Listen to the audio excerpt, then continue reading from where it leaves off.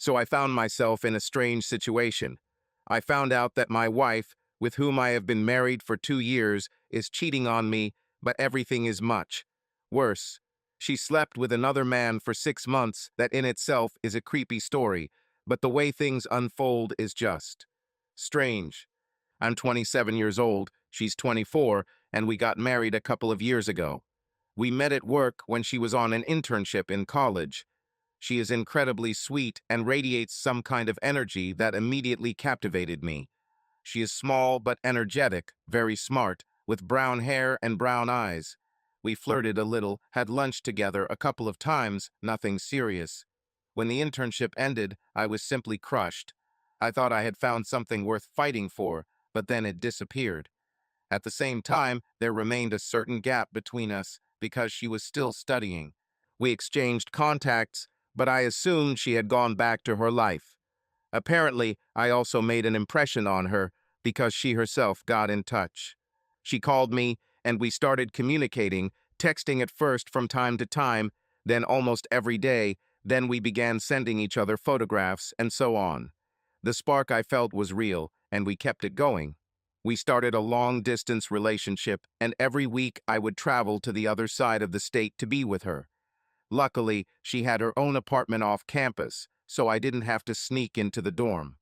We felt good, everything was just perfect. I felt like the center of her world, and she became the center of mine. She was incredibly intense and driven, and had a way of making you feel special. I wasn't completely blind to the situation. She was a student, she was fit, sexy, and beautiful, and I told her that I was afraid that for her I was just a fling. She assured me that she had found her true love and convinced me of this quite well. I proposed to her, and she said yes. We got married the summer after she graduated. The wedding was small and intimate, with only close family and friends.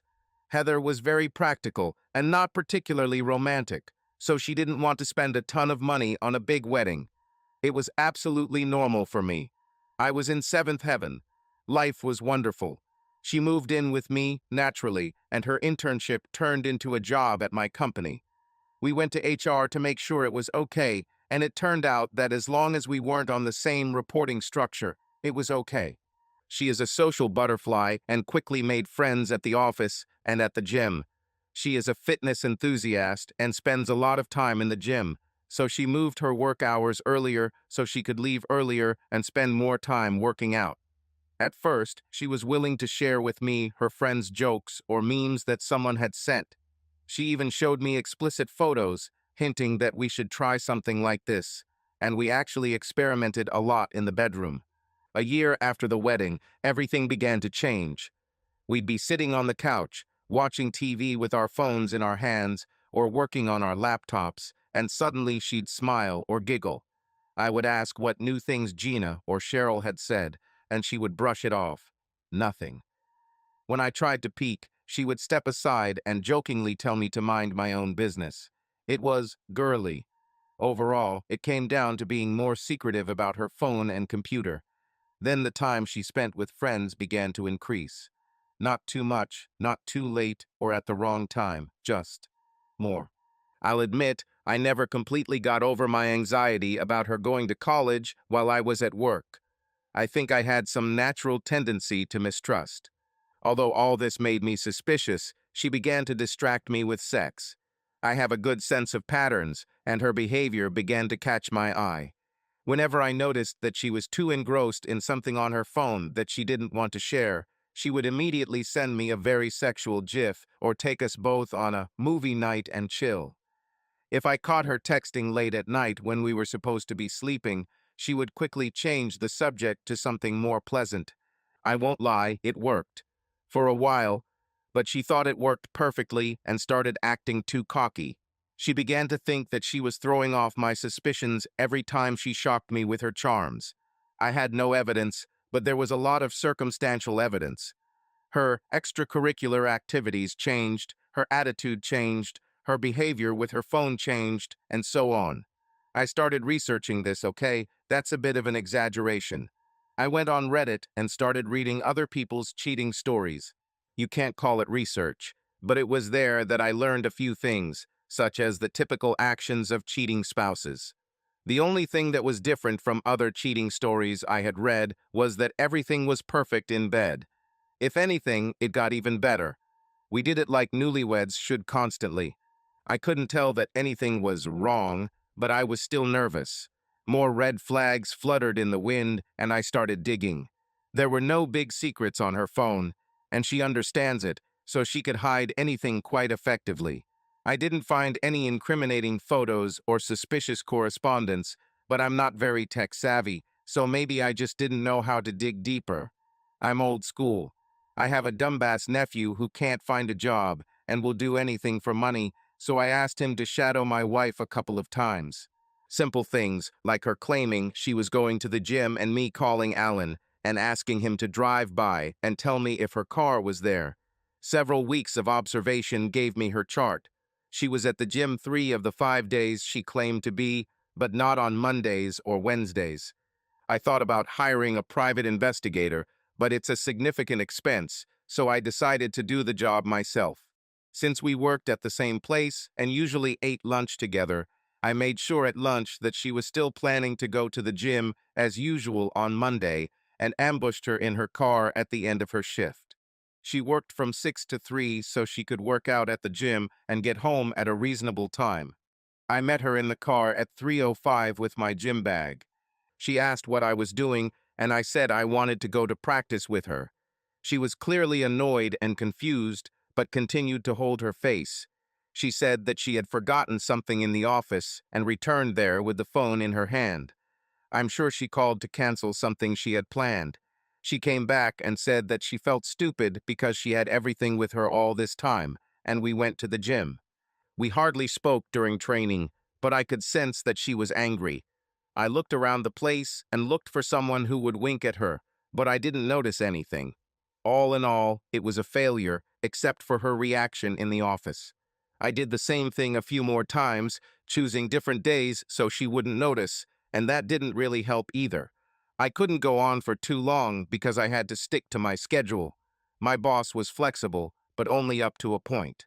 Plus, the number of guest visits to the hall per month was quickly running out, and I didn't want to buy a full-fledged subscription. I never ambushed her in the gym again. Time passed, and I was almost able to ignore all the little things. I continued to notice late-night texts, secretive behavior with her phone, days when she missed workouts, and what seemed like more frequent bachelorette parties. And then she took up a new hobby: obstacle courses. She got into these dirt races like the Spartan Race, Tough Mudder, and things like that. She got a team from her gym that wanted to do it too, and they took a weekend trip to another state to compete in a big event. She invited me with her, and I accepted her invitation. Naturally, I was interested in sharing something new with her, and I was a little curious if it was all true or not. Everything was still good between us, even very good, but I had a growing feeling that I was not noticing something. It was actually quite interesting to watch. The strip was full of rope climbs, mud pits, high walls, and monkey bars that you had to climb over or dive into the mud. I met her team: 2 men, Steve and Tony, and another woman, Jada. I've met Steve and Jada at the gym on several of my ambushes, but I haven't seen Tony. He immediately disliked me. He was almost as tall as me, but very athletic. Hell, they all were.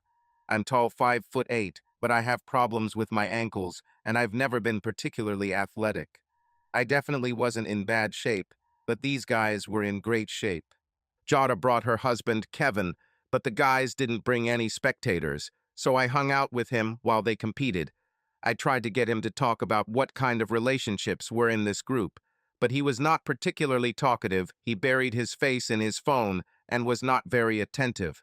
The event was great, they didn't come in last, and they were all covered in mud from head to toe after the first 2 minutes. After that, the 6 of us went to dinner, and I tried not to glare at Steve. To be honest, he didn't give me any reason. Everyone was polite, pleasant, and seemed committed to their goals. I didn't notice any suspicious vibes from anyone, except maybe Jada's husband. Everything seemed to be fair. After dinner and drinks, I took Heather to her hotel room to give her a slow, full-body massage and make some tender love to her. She was bruised and tired, but not that tired. After that, such races began to happen every few weeks. Obstacle courses were usually hours away. I attended a few more events, but none of the other team members had their significant other with them, and I began to feel out of place, so I decided to leave her to her passion. Basically, nothing had changed, and she was still distracting me with amazing sex, so I gave up. She was so cunning and careful that when she made a mistake, it was quite obvious. Suddenly, they had a place in a big race that they really wanted to participate in. He was in Colorado and required a flight and a couple of days off for a long weekend. We made enough money that expenses weren't an issue, but this event came up right after our company scheduled our annual inventory count.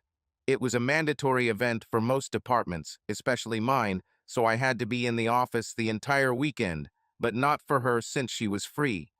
This seemed completely obvious to me. Heather was a planner and a master manipulator, not prone to sudden changes or rash actions. The situation seemed extremely suspicious, and my suspicions increased. I let her leave, of course, but decided to check. She left on Thursday evening, returning very early on Tuesday. On Friday after work, I went to her gym. I asked for the form and paused, filling it out slowly, looking around for members of her team. I even scoured the message board for information about this sudden new race. Nothing. But I saw Jada. I waved at her, getting her attention, and she walked over, smiling nervously. She said hello and said she was surprised to see me, that she thought Heather and I were at a big event in Colorado. Jada said she sprained her ankle and couldn't go, so they found a replacement. She lied and did it badly, making it up as she went along, stuttering and trying to cover up for her friend. The more she tried to close the gaps, the more obvious it became that she was lying. I thanked her coldly, clearly not believing her story. I saw the fear and guilt in her eyes before I turned and walked away. I got into the car and tried not to freak out. She was on the other side of the country with another man. They had 3 days and 4 nights to do. I knew what they would do, and I couldn't get there and stop it. This has already happened. She was there almost the whole day. If there was any line that shouldn't be crossed, and it hasn't been crossed yet, it has been crossed in the last 20 hours, and I helped her get there and told her I loved her when I dropped her off at the airport. She replied that she loved me more, as she always said. I got home and just sat in my chair for a couple of hours until it was time for dinner. It was still early morning in Colorado, a 2-hour time difference. I called her. "Hello, dear. How is it in Colorado?" "Hello. It's simply amazing here. You simply wouldn't believe it." "Yes. What would I not believe?" "Oh, everything. The atmosphere here is just. You won't believe it. I already said this." She laughed and continued. "The track looks incredible. It's a permanent setup, so a lot of the obstacles are really big and challenging. I'll get a real workout on this." "Yes, sure. It's great. It's a pity that I'm not there to see. You would be bored. Lots of endurance exercises this time, and the usual stuff you've seen before." Was she deliberately vague? And what does endurance exercise mean? I didn't want to know. Endurance exercises. Yes, for example, a whole marathon between tracks, and we sleep in a tent in the wilderness and then start again in the morning. By the way, I won't be on my phone most of Saturday and Sunday. I'll be out of range. You're already out of reach. And don't think I didn't notice the "let's start again" comment. Is everyone on the team okay with altitude? Oh yes, you get used to it quickly. I've always wondered if football teams have a disadvantage when they play in Denver because of the altitude. Well, it's true. I was really interested. Is it true? That's one of the reasons why I wanted to come a day earlier to acclimatize, but I think we're ready to start. By the way, I need to run. Time for dinner with the team. I kept mentioning the team to get her to lie to me. Dinner is definitely part of the plan. But I have to go. Okay, go. Glad to hear your voice. I miss you. You won't miss me for long. I'm only leaving for a few days. Doesn't matter. Good luck. Hope you have a good time. Thank you, Tiger. I know I'll have an amazing time. I love you, Racket. I love you more. I didn't sleep that night. I think she does too. How? Why? I had no end of questions and no way to get answers. I was terrified, but tried to channel my condition into action. What to do next? How to get evidence? She couldn't do anything in the house because I was there more than she was, so I couldn't just set up cameras. She's an IT specialist, and I work in logistics, so I don't have the technical knowledge or access to her devices to dig into them. Private detective, maybe. At that point, I wasn't too worried about money anymore. I decided to try the human approach first. I called Jada on Saturday and suggested we meet for lunch or dinner. I started by saying that I knew Heather was cheating on me, and I didn't blame her for what she told me on Friday, but it was obviously a lie. And I don't blame her for what she did to facilitate Heather's infidelity. I just wanted to hear the truth. She was hesitant, so I suggested that she take her husband with her if she was afraid of being alone with an angry man. She said they were separated, and I said I'm sorry to hear that. But if she wants to bring some other friend to feel more comfortable with me, that's fine too. It took me a little effort, but in the end she agreed. She brought Tony with her. As they approached the booth in the restaurant, he looked at my face. "You thought it was me," he said softly. Um, yes, yes, I thought so. Sorry, Tony."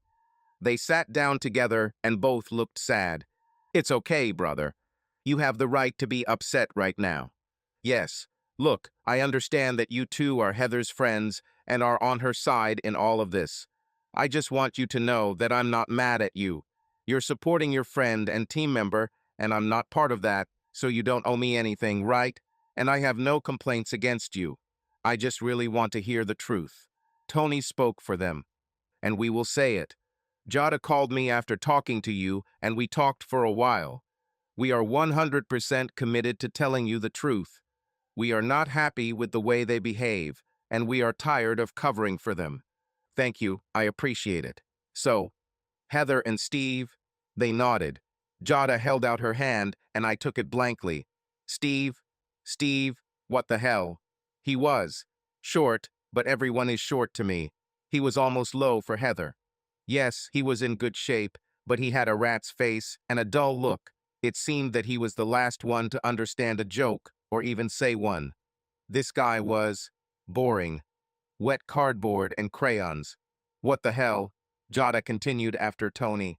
"I'm sorry, Noah, I'm so sorry, but she's hurting you, and I can't take it anymore.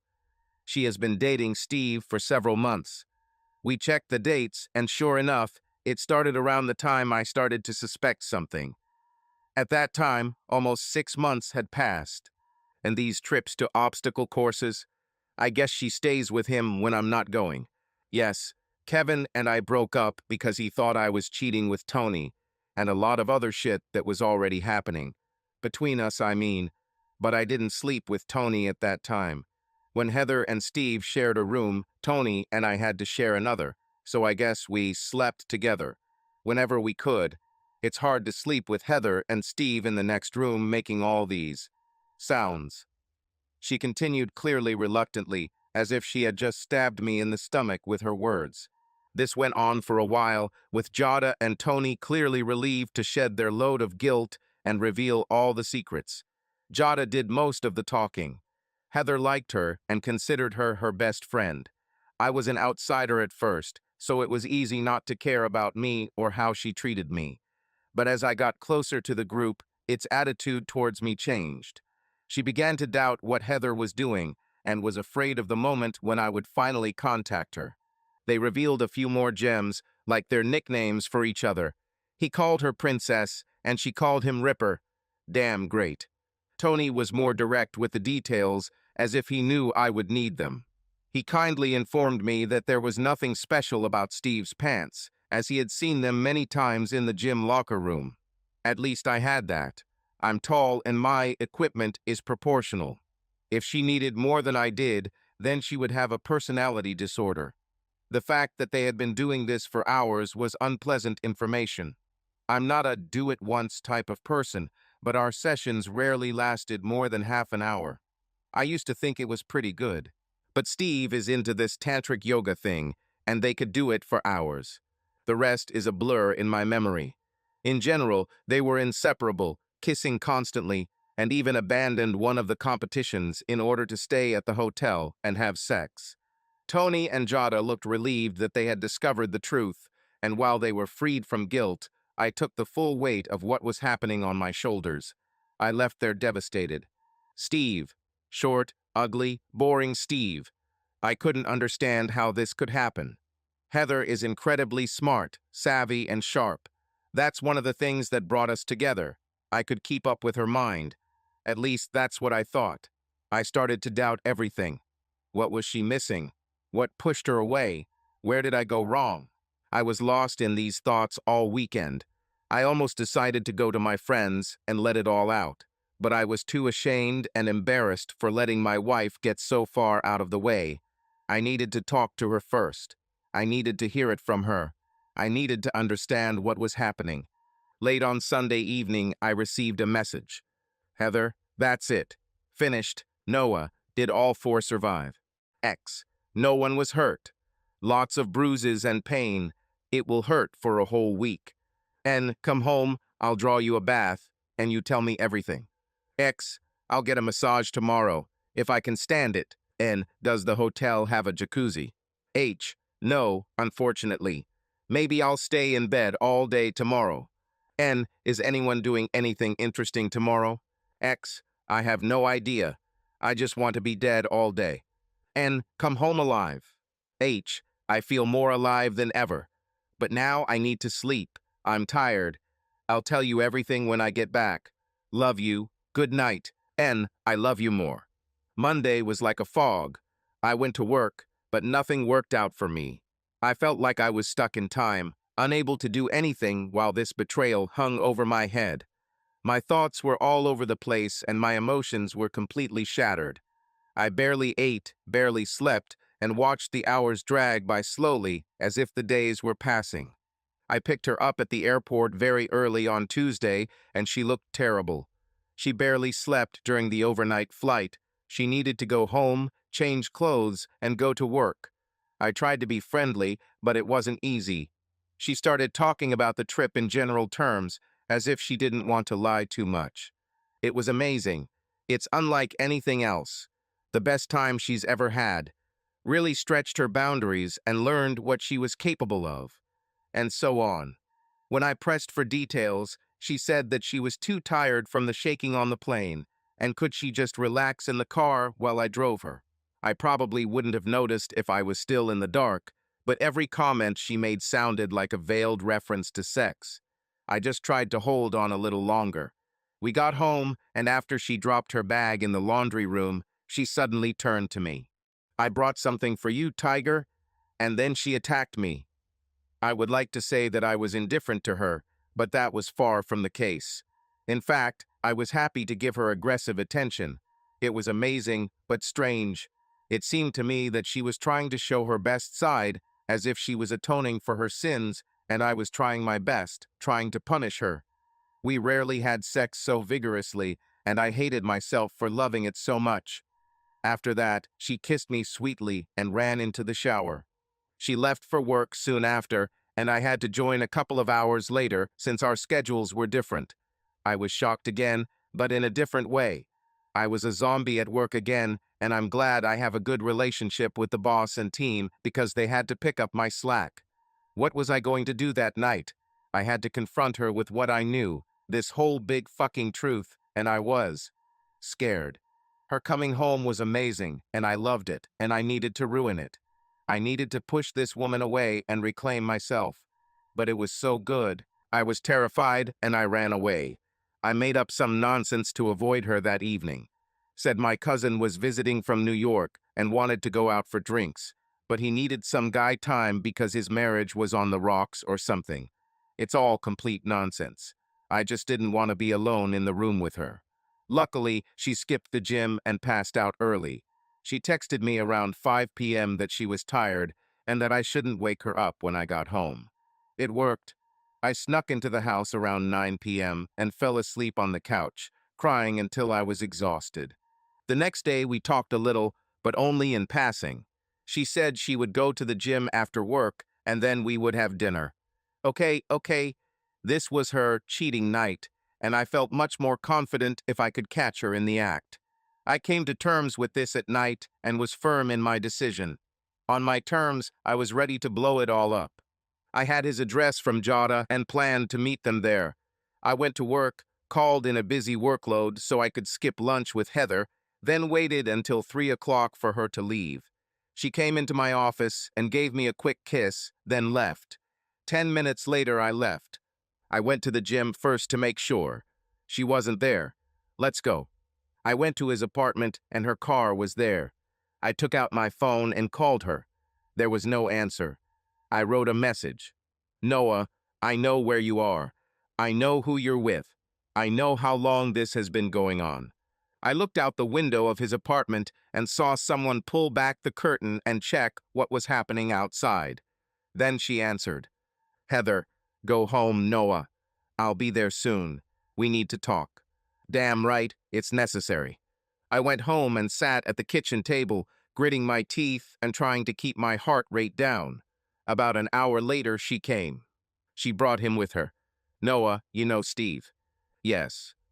The bastard extended his hand to me, and I just looked him in the eyes.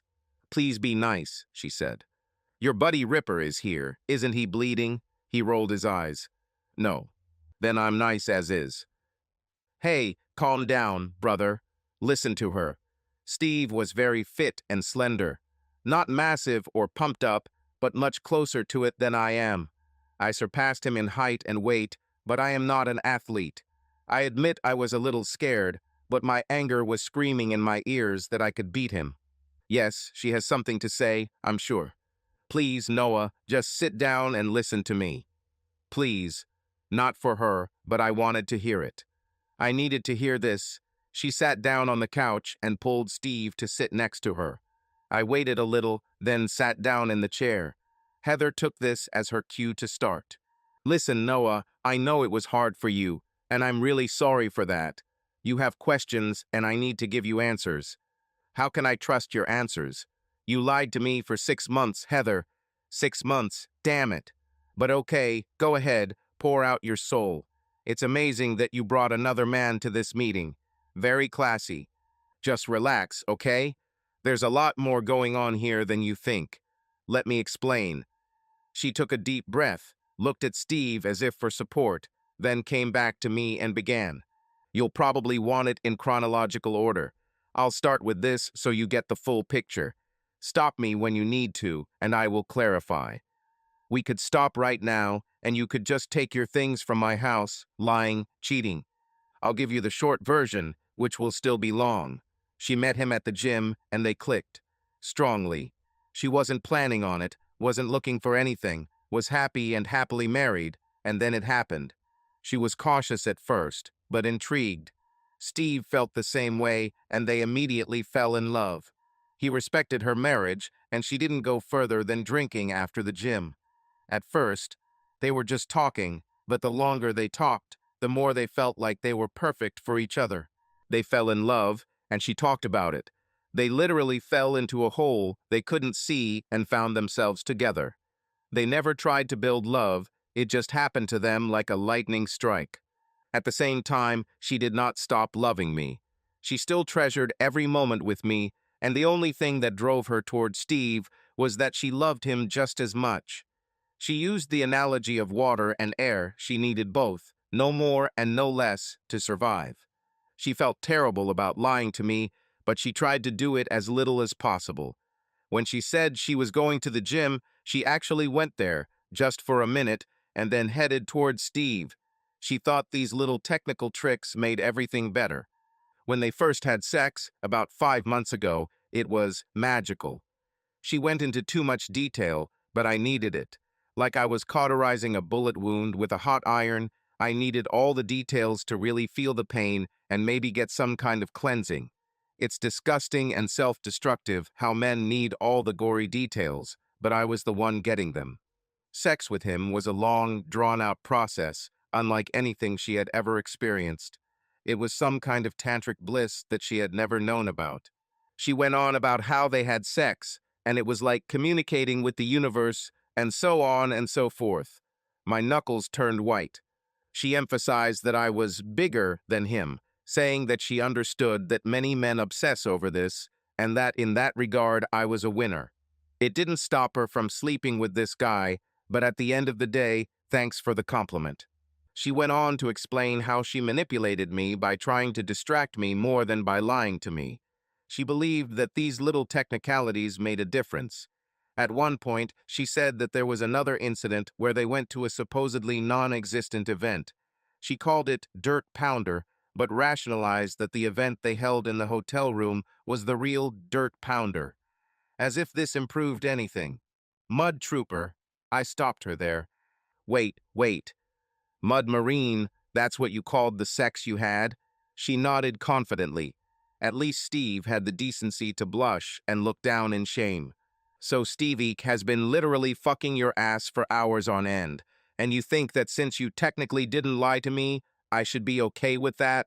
I have to think, well, she let this guy fuck her for hours on end, but thank God she didn't lie to me. Yes, that's right. I read about it. I know that it is lies and loss of trust that kill a marriage. That's why I tried so hard not to lie to you. Damn it. I know this is all complicated, Noah, and I'm sorry, but please let me finish. You finished it a long time ago, but okay, post it. She continued. All their dates only confirmed that they were truly perfect for each other, and that their intimate connection was as strong as mine with her.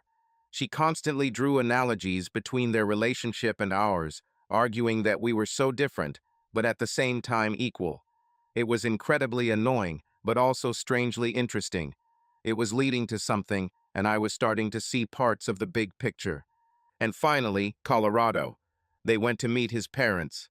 Then they had a small ceremony and got married under the stars in Rocky Mountain National Park, with the sound of elk and the presence of buffalo. Friday evening. She was wearing a simple white peasant dress, she said dreamily when I called her on Friday night. They made love in a tent for 2 days straight, and it was perfect. If I had a gun, I would use it.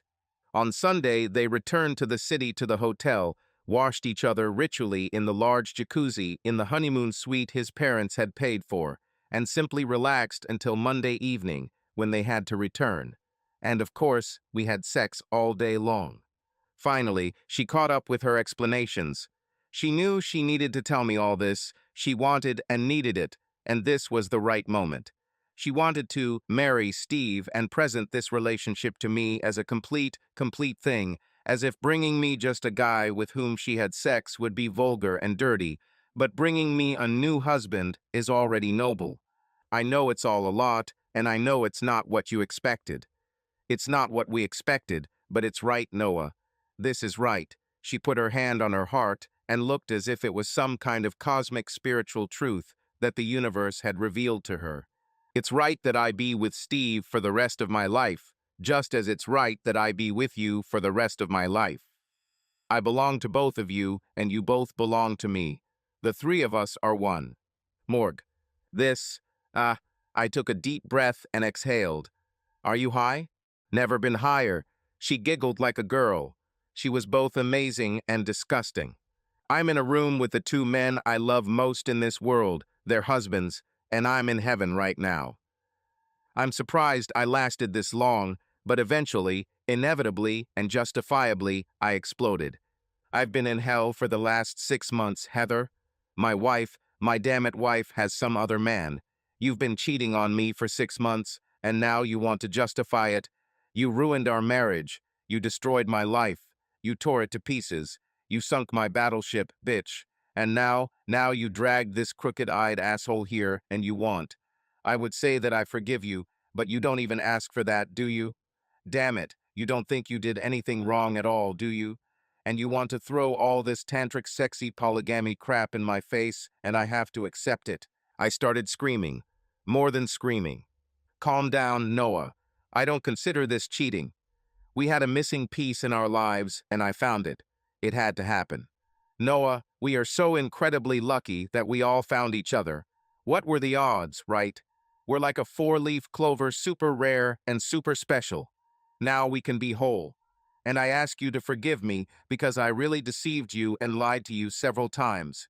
I really did wrong to you, and I'm sorry that this happened, and I beg you to forgive me.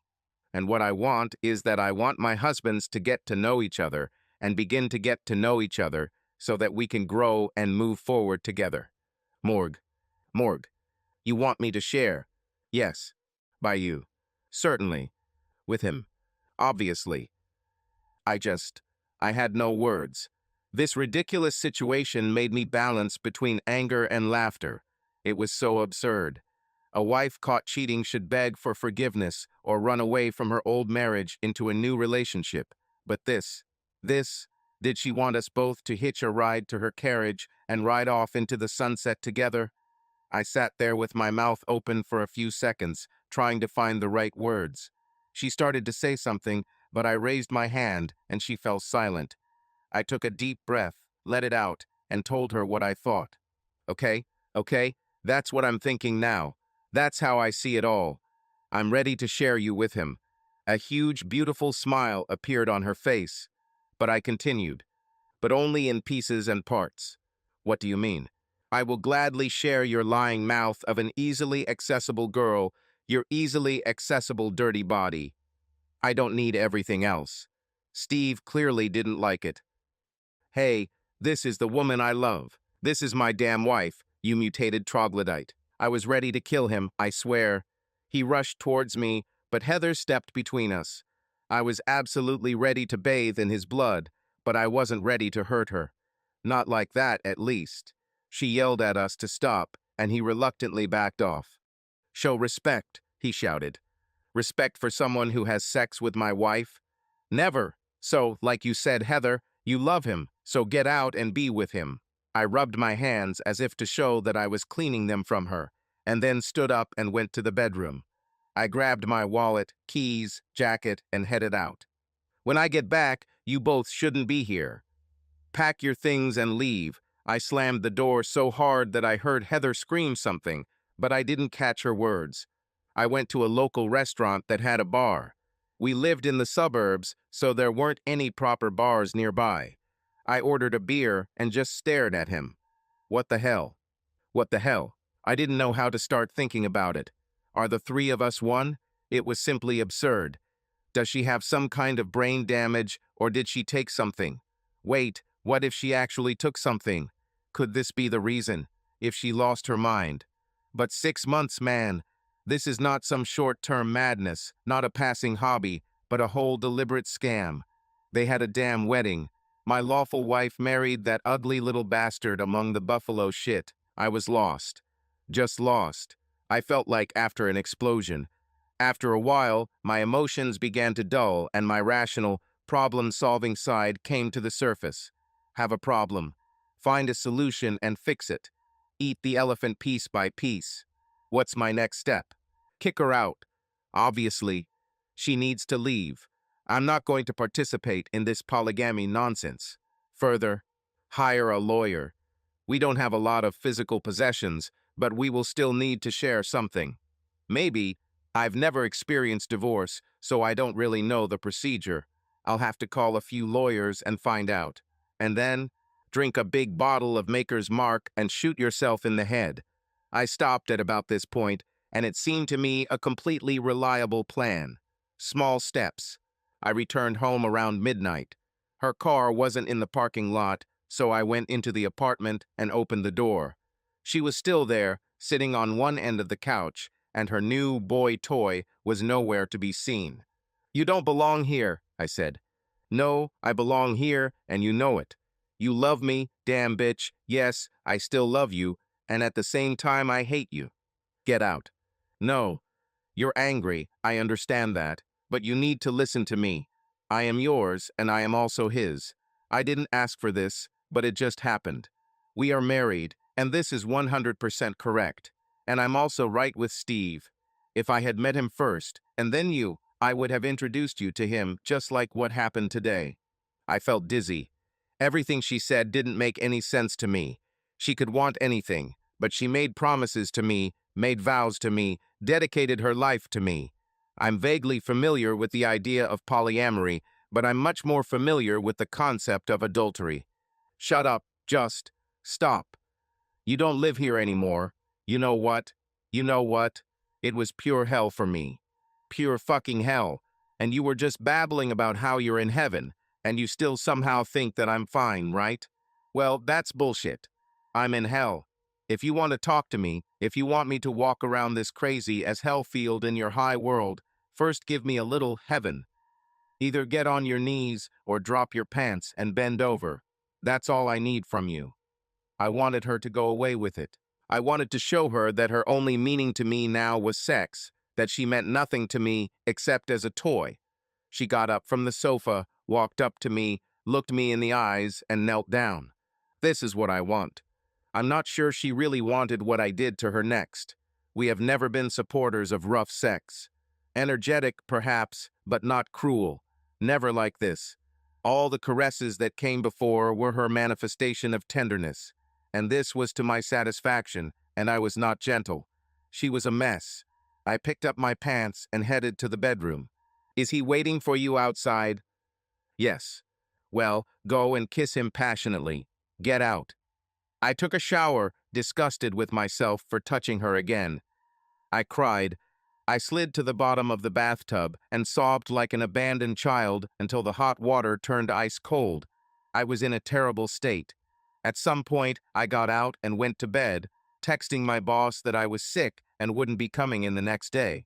I think I got some sleep. The next day, I realized that she hadn't taken many of her things with her, maybe a couple of clothes and toiletries, but obviously not everything. Okay, I did it myself. I went out and bought some boxes and packing tape and started packing her things. This took most of the day as I was a bit slow when it came to some general things. Basically, I wanted to get rid of everything associated with her, so I was generous in that regard. Everything that seemed part of us went into the box.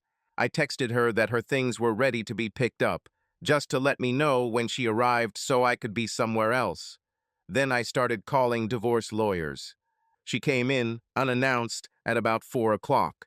I was sitting in the kitchen on my laptop and just sat there while she came in and threw her work bag on the couch. You can't read lately?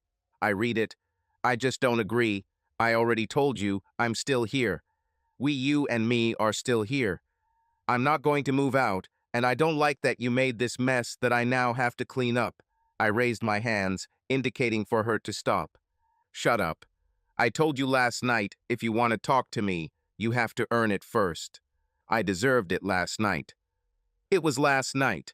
If you have something to say to me, earn it. She frowned, bit her lip, and looked at me with irritation, and then said, Okay. She knelt down again.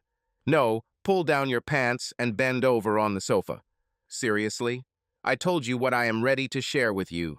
If you don't like it, wife, then get out of here. I live here. These boxes of your things say otherwise. I'm sitting here researching divorce lawyers, Heather. I don't know what fantasy island you live on, but you're sleeping with another man. But you still love me. I'll prove it to you. She got up from her knees, walked over to the sofa, unfastened her belt, and lowered her trousers from her slender hips. Then she pulled down her panties and bent over, exposing herself to me. Come here and make love to me, she said in a low, sensual voice. Damn this woman, and damn the fact that I was already aroused by the mere sight of her. I was wearing old, worn-out shorts and quickly pulled them all the way down to the floor and stepped out of them. Do you see? She said. I didn't make love to her. I had her hard. I had her with all my might. I tried to break the sofa under her. I didn't think about her pleasure. I just went for my pleasure and used her body as a sex toy. I grabbed her face with my hand, pulling her head back so I could look at her as I mercilessly took over her body. As always, she looked amazing when she was pampered, and that only made me angrier. I staggered back to my shorts on the floor and pulled them on, then collapsed onto the kitchen chair. Heather rose to her feet and went to the bathroom to clean herself up. When she returned, she started chatting while she got dressed. Okay, I think I deserve a civilized conversation. Do you seriously think that this was civilized? Noah, there is no need for this anger. You still have everything you had before. Didn't I just prove it? You proved that your body still makes me happy. And I know that I still make you happy. I never stopped giving you everything you wanted in our marriage. I still give you everything. I live here with you, with my husband. And I live with Steve too. Sometimes I'll be here, sometimes there. If you need me, I'm here for you. I hope we can find more space between the three of us and all live in one place. And you just assume that I'm ready to share with you. How does this hurt you? What do you have to lose? You want my body, it's yours. You want my love, it's yours. You want my tenderness, my trust, my respect, my admiration, all this is still yours. I love you, Noah. I have never loved you less, and I never will. You are my husband, and I am 100% committed to this relationship. And here comes the nasty little I. You're right, it appears. And I love Steve. It is different, no better and no worse, but it satisfies different needs. I'm like a puzzle with two sides. You fit perfectly on one side, and he fits perfectly on the other. And with both of you, I am whole. And only with both of you. I considered myself whole until I found out about all this. You are whole. You have me. You and I are perfect for each other. Noah, I have to share this with you because I love you and want to share everything with you always. You perfectly complete the logical, rational, let's call it normal side of me, and I thought that completed me. And in many ways, this is true. But Steve, he is spiritual, natural, in tune with his energy. He is a student of life. He showed me a completely different side of life and myself that I never knew about. It all comes so easily to you. How can I kiss you when you smell like this, man? You've already done this hundreds of times. When you first kissed me, did you think that I had never kissed another man, never slept with another man, never pleasured another man? I pleased several guys in college, Noah. That's why I'm so good at doing this to you now. So what's the difference? And just last night, you deliberately marked me and sent me back to him. Yes, how did it go? He didn't like it. He also understands this situation. He's acting much more mature about this than you are. Is he acting mature? Knowing that another man is having sex with the woman he loves, he doesn't see it that way.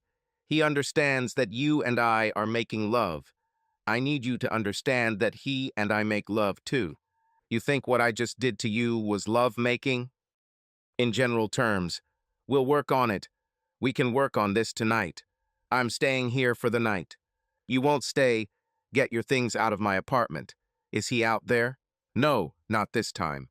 Then take out the boxes yourself. Pack your things and leave. Noah, damn it, Noah, come back here. I headed to the bedroom. I changed into jeans, took my wallet and keys, and went to the door. I'll go and have dinner, maybe watch a movie or find the new love of my life. I don't know. Get your things out of here by 10 o'clock. I slammed the door in her face and left. I went to the same restaurant bar again, and this time finished my beer. What the hell? I explain everything clearly, don't I? I try to be so rough and cruel with her that she will understand, but she endures it. And the words that come out of her lips are just crazy. Like I should just accept this as a new situation without any problems. In tune with your damn energy. She's fucking crazy. I had dinner and a couple of beers, then sat on the phone for a while. When I returned, I saw that her car was there and his too. I located his vehicle, a huge pickup truck full of boxes that I had packed, but not all of them. Damn hell. Have you let off steam? She asked when I returned to the apartment. She and what's-his-name were sitting on my couch, watching my TV, as if they were at home. You don't have enough boxes in your car, bitch. I headed to the bedroom to check the closets to see if she had put her things back there. Steve didn't like my tone.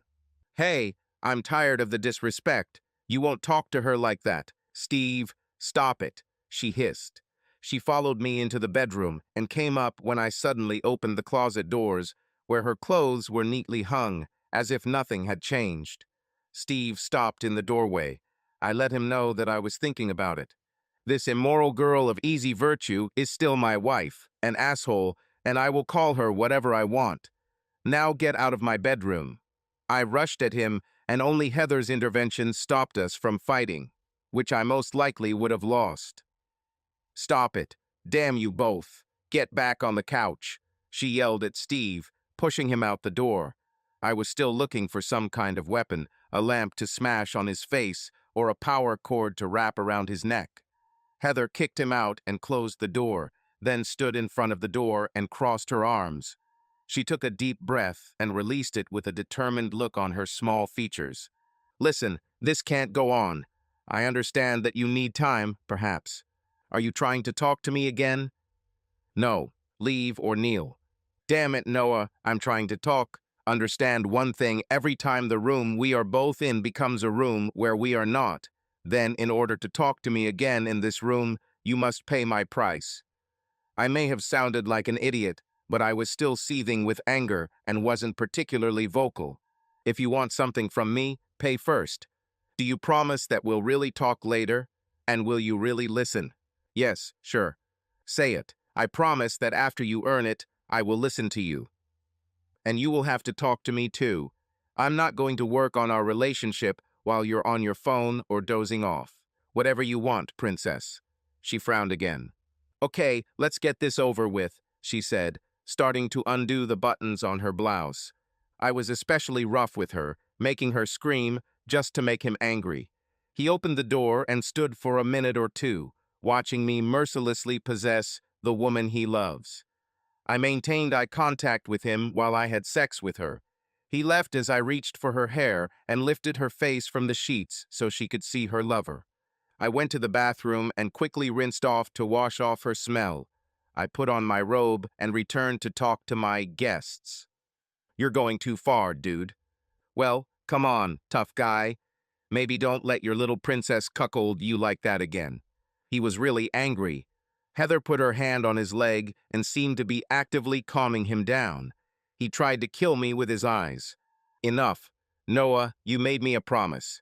Yes, I think I did it. Although it seems I promised to listen to you, not him. If your dog starts barking, you may have to pay extra. You're a big damn child. Okay, Steve, shut up. I'm not going to pay extra today. So, you paid for this time with good sex. What's on your mind? Noah, you can't continue like this. This is unhealthy for all of us. I need you to understand our new reality and agree to move on. New reality? Remind me when you asked me if I agreed to the new reality. That's right, Noah. I didn't ask for this, Noah, but it happened. This is a fact. The past is in the past, and we need to move on. Move on? I can move on, no problem, wife. I spoke with 4 lawyers this afternoon, and each of them is happy to help me move forward and cut this cancer out of my life. Stop it. You won't divorce me. It's funny how sure you are of that. This makes no sense. You still love me, I still love you, we are right for each other, and we will stay together. You keep saying things like, as if the words that come out of your mouth create physical reality. I'm just telling the truth. You stood at the altar with me and spoke these words to God and everyone present. You vowed to dedicate your life to me and I to you. And yet, this asshole. I know it's strange, but it's right. It has to be right because everything adds up. It seems perfect. What seems perfect about this moment? I want to kill him. He wants to kill me. You can barely walk because I hated you in bed for half an hour. You broke all your vows to me. No, I didn't break it. I promised to love you forever, through thick and thin, in sickness and in health, and I meant every damn word. If anything, you're breaking your vows to me. You don't dare throw such an accusation at me. Oh my God. When you get married.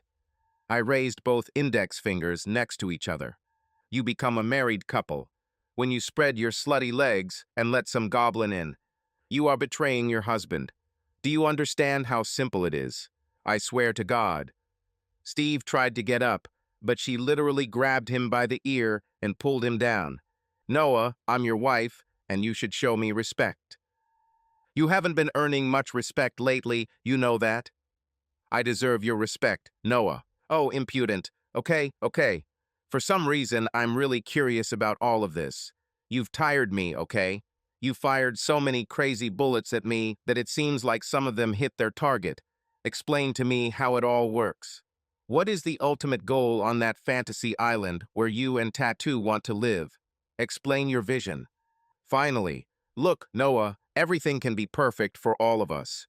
I know you see this as a betrayal, as the loss of something valuable, but have you ever been sexually frustrated by me? Have I ever not given you everything you wanted in terms of sex and intimacy? Loyalty, maybe? Honesty? When you want me, I'm here. I always took care of you every time. So if you're satisfied, what difference does it make what I do with my time, with my body? I allowed you to have everything you ever wanted, even in these last few days. You always got what you wanted, and you still will. What if I want you while you're spending time with your prince? Until we live together, there may be times when I will not be able to get to one of you as soon as you want. But I'll come anyway. When we find a common home for the three of us, I will be next to both of you all the time. Yeah. So, can you imagine both of us having sex with you at the same time? No. I imagine the three of us making love at the same time. Are you ready for this, buddy? I love her enough to give her what she wants, he said through gritted teeth. Wow. Darling, I admit your body is good, but I never knew she was magical. Show some respect. It's not about my body. Steve loves me just like you. The assumptions you make are just mind-boggling, you know that. I don't think so. I know. Now I need you to agree to some conditions. Conditions. Wonderful. Okay, go ahead. First of all, I live here. Okay, to hell with your conditions. Here are my conditions. You get absolutely nothing from me until my needs are met. You keep saying that my life is still perfect, right? Fine. You provide my ideal life, and then you will get your terms. I have never let you down and never will. Secondly, you will respect me and Steve. He is as much in my life as you are. I will return that respect. I will return the respect that is given to me, but any bastard who has sex with my wife will not receive respect from me. Thirdly, we will all move forward together. It's no longer just Noah and Heather, it's Noah, Heather, and Steve. Will he get a ring? Will you give him another ring so you can have two? Did you exchange rings in that buffalo pasture? And, Captain, do your parents know that you are ruining someone else's marriage by having his wife? Noah, I love your sense of humor, but now you use it as a sword and shield. I want you to stop and be here now with me. With us, we are not attacking you, and you do not need to attack us. I don't have that feeling at all. This all still appears to be a very planned and sustained attack. This is wrong. You're the one who attacks Noah. Please stop. If you love me, and I know you do, stop it. Let's see. This continued for some time, and I felt frustrated, more like disgust, loathing myself for letting her talk in the first place. She went on and on about her vision of our future, how it would all eventually become the perfect love story. In the end, I answered evasively enough to satisfy her that I might agree. She stood up and came over to me, sat on my lap, pressed herself close to me, and whispered in my ear, "I love you, Noah, forever and always." She kissed me on the lips, and I'm ashamed to admit that I kissed her back. Then she stood up and headed towards the door, followed by Steve. "Good night, husband," she said, looking at him. They kissed goodbye, and he said finally, "Do the right thing, Noah," and he left, closing the door behind him. "No, no, you go with him too," I told her. "I already told you that I live here, and I'll stay here for the night." Oh my God. I locked myself in the bedroom and collapsed on the bed, still feeling the pain from that fierce spanking that I gave her a little earlier. She could sleep on the couch if she didn't want to leave. The room was spinning as if I were drunk. None of this conversation made any sense. Her desires seemed simply insane. My brain was frantically trying to make sense of it all, to find the moment when she had lost her way, what was wrong with her, what kind of mental disorder she had, what was the cause of it. People really go crazy, that's a fact. Sometimes a little, and sometimes the roof goes crazy. This can explain her strange behavior. But to be honest, her attitude towards me has not changed. She was still doing her job, I thought, pretty well, and she was maintaining her health and relationships. Except for Tony and Jada, of course. So maybe she's not going crazy. Illegal drugs, perhaps, but all the arguments against insanity apply to drugs as well. Could she really believe all this? So it seemed. Maybe Steve is some kind of cult leader, charismatic. Ha, no, not that damn goblin. The word charismatic will not stick to him. I heard the lock click, the door opened, and Heather appeared in the light from the living room. She found her lacy lingerie, and as my eyes adjusted to the light, I saw that it was the same lingerie she wore under her dress at our wedding. It was exciting, graceful, attractive. Heather. Shut up, she said. She closed the door and climbed onto the bed, holding onto one of the tall counters for balance. She stood over me like a dark angel of hatred and love, sex and pain, joy and suffering. I'm taking you back. And she did it. I'm ashamed to admit that I let her. But I did. I'm embarrassed to say that it was some of the best sex I've ever had. But it is.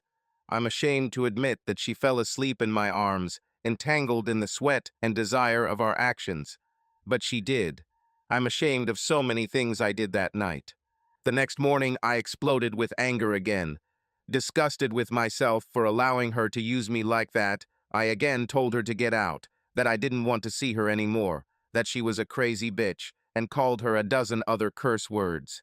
She pinned me against the wall, dropped to her knees, and pleasured me as if her life depended on it. Then she went to the shower, got dressed, did her makeup, and went to work. I'll stay with Steve today. I love you, husband. I called work again and said I was sick, exhausted, and half crazy.